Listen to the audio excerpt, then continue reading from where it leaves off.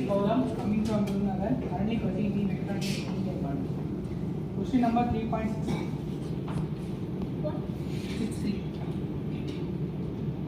Anisotropy. Anisotropy அப்படின்னு ஒரு property இருக்கு. Anisotropy is a rolled component is caused by. Anisotropy in a rolled component is caused by.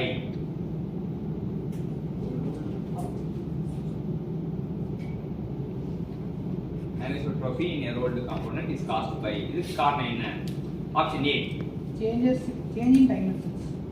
Change in dimension.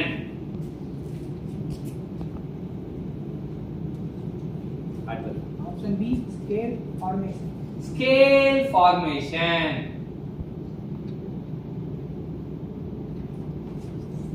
Option C, closure of defects.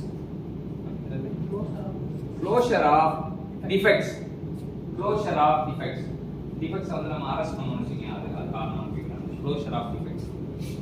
Option D, grain orientation. Grain orientation. சரி இப்ப ஐசோட்ரோபினா என்ன?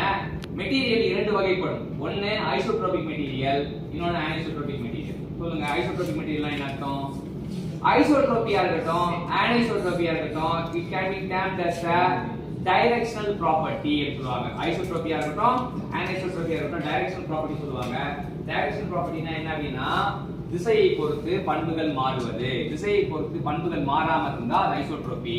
திசையை பொறுத்து பண்புகள் மாறினால் anisotropy. இப்போ எப்படி define பண்ணுவோம்னா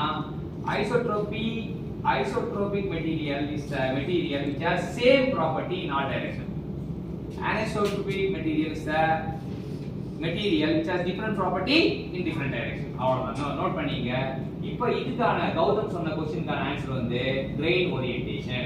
ஒவ்வொரு திசையிலும் grain orientation மாறனால ரோலிங்ல பண்ற ப்ராடக்ட் வந்து அனிசோட்ரோபியா இருக்க பாசிபிலிட்டி இருக்கு. ரோலிங்ல அனிசோட்ரோபி வரதுக்கான காரணம் என்னன்னா due to the grain orientation. சரியா? அப்ப அதோட சேர்ந்து ஐசோட்ரோபிக் மெட்டீரியல்னா என்னன்னு எழுதிங்க, அனிசோட்ரோபிக் மெட்டீரியல்னா என்னன்னு எழுதிங்க. எழுதிட்டு நம்ம இன்னைக்கு காலேஜ் செஷனை க்ளோஸ் பண்ணுவோம். மதியம் சாப்பிட்டுட்டு வெளியோட வாங்க.